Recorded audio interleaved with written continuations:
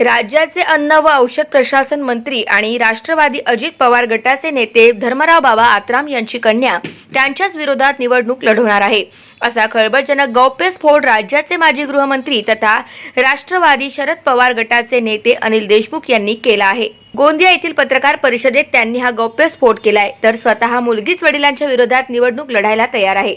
धर्मराव बाबा आत्राम यांची मुलगी शरद पवारांना 3 वेळेस भेटली आणि माझ्या वडिलांनी जो निर्णय घेतला आहे तो मला मान्य नाही अशी ती म्हणाली।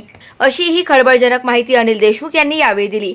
तर धर्मराव बाबा आत्राम जो कडक जॅकेट घालतो तो काही दिवसात उतरणार आहे, असाही खोचक टोला यावेळी माजी गृहमंत्री अनिल देशमुख यांनी लगावला।